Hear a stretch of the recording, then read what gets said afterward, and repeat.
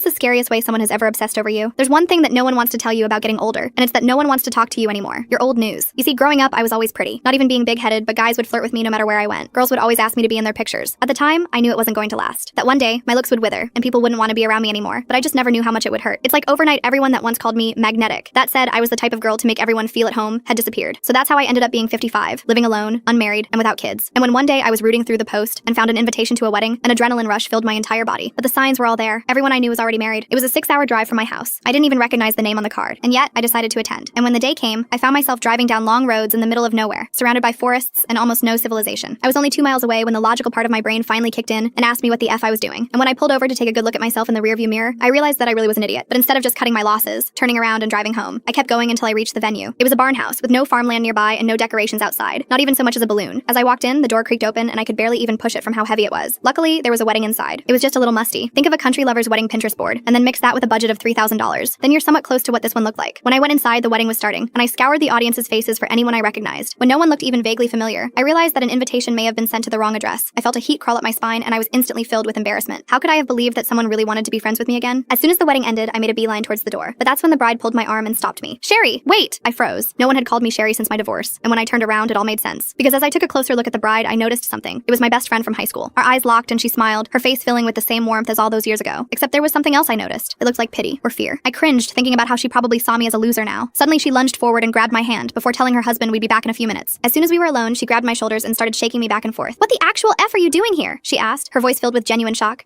You invited me? I thought you were dead." At this point, her face was ghost white. I swear I thought she was pranking me, but that's when she burst into tears. "What is going on?" she repeated over and over again. That's when she pointed to a corner of the room. Inside a fusty picture frame was my obituary, taped inside. I blinked my eyes and rubbed them together, and that's when I woke up. Except the whole thing wasn't some horrible nightmare, and I didn't wake up in a comfy bed with some candles. I woke up to the only reality I knew back then. A white bed in a white room, tied down by leather cuffs and head foggy with forced medication. You see, that wedding was my last memory before ending up in the institution. Because the wedding really was my best friend Selena from high school, but she hated me. Her dad passed in a fire when she was 9, and she started smoking the devil's lettuce at just 15 to cope. I always tried to stop her, but she never listened. And at 19, she was diagnosed with schizophrenia. And it was around this time that boys started really taking a liking to me. So much so that when I'd reject them, they'd lash out. And one of them took things too far. Instead of trying to attack me or even my family, they went for Selena. He convinced her not to take her medication, which she already hated doing. And during a psychotic break, told her I was the one to set her dad's house on fire. When she started believing it was when I went no contact, because she was doing everything she could to hurt me back. But then one day, decades later, she invited me to her wedding. Little did I know, she had built up a case of diluted false evidence that apparently proved I had done it. So after she pulled me into the room and tried to confuse me with the "I thought you were dead" skit, the entire time she was waiting for the police to arrive. They pronounced me guilty and sent me to an insane asylum, which is how I ended up there, lying across a cold and unforgiving table. That memory haunted me, and sometimes still replays to this day. The rest of the full story is on my channel and linked below.